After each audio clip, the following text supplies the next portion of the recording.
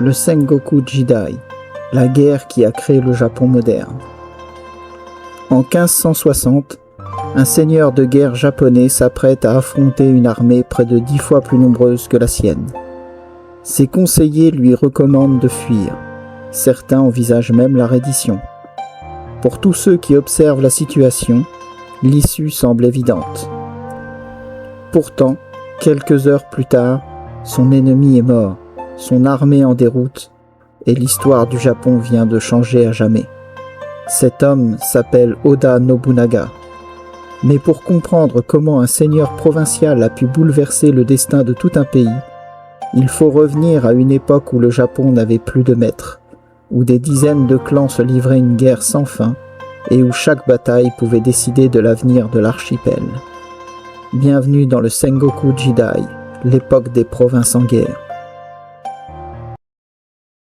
Pendant que l'Europe se déchire dans les guerres de religion et que de nouveaux empires émergent à travers le monde, le Japon traverse l'une des périodes les plus chaotiques de son histoire.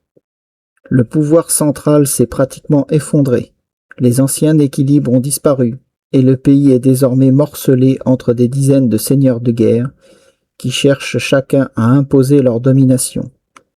Dans ce Japon fracturé, certains hommes vont progressivement devenir des légendes.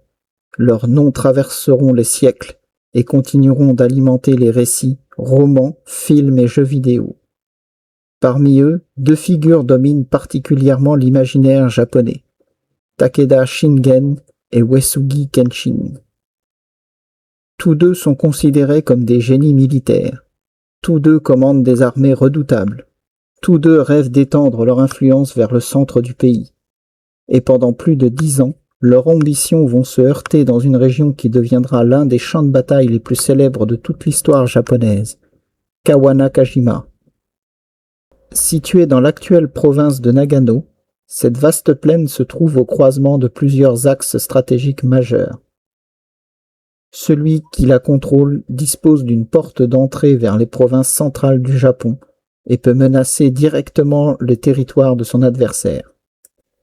Pour Shingen comme pour Kenshin, abandonner cette région est tout simplement impossible. Le problème est qu'aucun des deux hommes n'est prêt à prendre des risques inconsidérés. Shingen est déjà reconnu comme l'un des meilleurs stratèges de son époque. À la tête du clan Takeda, installé dans la province de Kai, il a construit sa réputation grâce à une combinaison rare d'audace, de discipline et d'intelligence politique. Ses soldats lui sont profondément fidèles, et sa cavalerie est souvent présentée comme l'une des plus efficaces du Japon. Face à lui se trouve Uesugi Kenshin, seigneur de la province d'Echigo. Personnage fascinant, parfois décrit comme un guerrier mystique, il est profondément marqué par les valeurs martiales et religieuses de son temps. Ces hommes le considèrent comme un chef exceptionnel, capable de prendre les décisions les plus audacieuses au moment le plus critique. Sa réputation est telle que certains contemporains le surnomment déjà le dragon d'Echigo. Lorsque leurs intérêts commencent à s'opposer dans les années 1550, l'affrontement semble inévitable. Entre 1553 et 1564, les deux armées se rencontrent à 5 reprises dans la région de Kawanakajima.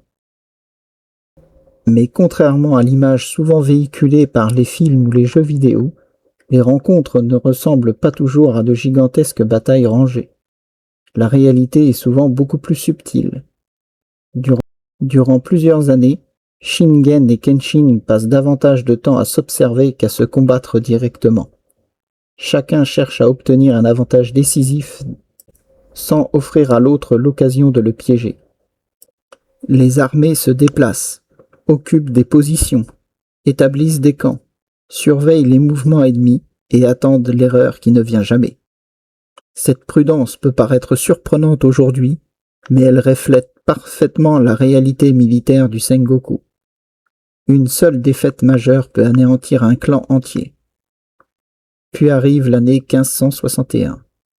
C'est lors de cette 4e confrontation que Kawanakajima entre définitivement dans la légende. Les tensions atteignent alors un niveau inédit.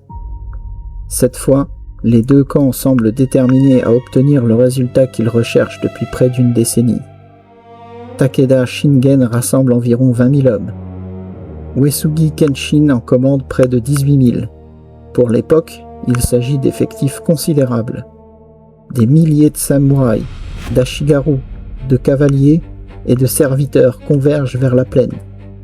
Derrière eux se trouvent des années de préparation, d'investissement et d'ambition politique. Le sort de plusieurs provinces pourrait dépendre de l'issue des combats. Shingen élabore alors un plan ambitieux. Conscient qu'un affrontement frontal comporte des risques importants, il décide d'utiliser une manœuvre complexe destinée à piéger son adversaire.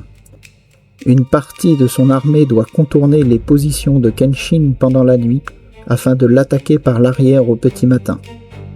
Pendant ce temps, le reste des forces Takeda doit maintenir la pression sur le front principal.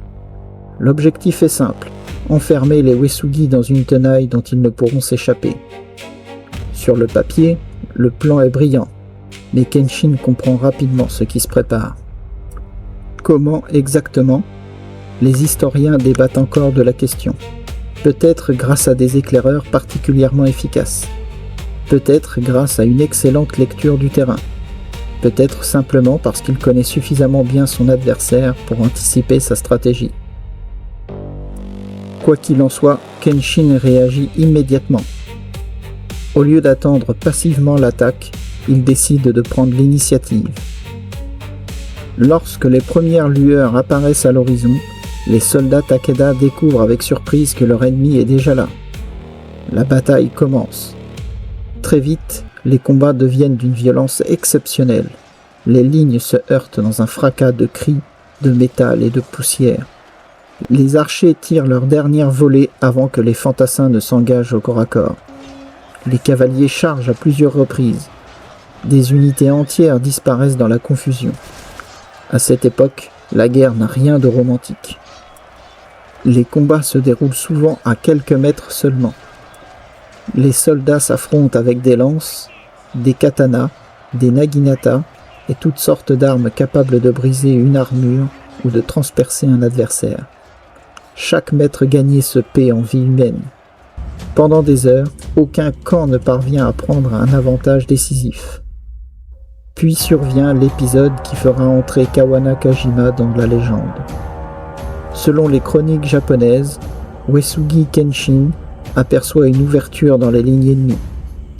Sans hésiter, il lance une charge en direction du quartier général de Takeda Shingen. Protégé par quelques cavaliers, il traverse le champ de bataille et atteint le cœur du dispositif adverse. Soudain, les deux plus grands seigneurs de guerre de leur génération se retrouvent face à face. La scène devient mythique. Kenshin, toujours à cheval, aurait dégainé son sabre et frappé directement Shingen. Pris par surprise, celui-ci n'aurait eu que son éventail de guerre pour se défendre. Les coups pleuvent. L'éventail bloque les attaques. Les gardes accourent. L'affrontement ne dure que quelques instants, puis Kenshin est repoussé et doit se replier. Les historiens ignorent encore quelle part de vérité contient ce récit. Comme beaucoup d'épisodes célèbres du Sengoku, il a probablement été amplifié au fil des générations. Mais même si certains détails sont exagérés, le simple fait que cette histoire ait traversé les siècles montre à quel point elle a marqué les contemporains. Elle incarne parfaitement l'image idéale du samouraï. Courageux, audacieux et prêt à risquer sa vie pour frapper directement le chef ennemi. Lorsque la bataille touche finalement à sa fin, le bilan est effroyable. Les pertes sont si importantes que certaines estimations évoquent près d'un tiers des effectifs engagés, tués ou blessés. De nombreux officiers expérimentés disparaissent. Des familles entières perdent leur héritier. Pourtant, malgré cette hécatombe, aucun vainqueur clair n'émerge. Shingen conserve sa puissance, Kenshin reste invaincu, la guerre continue. Pendant plus d'une décennie, deux des grands génies militaires de leur époque se sont affrontés avec acharnement, sans parvenir à s'éliminer mutuellement, illustrant toute la complexité d'un Japon où aucun clan ne semble encore capable d'imposer son autorité à l'ensemble du pays.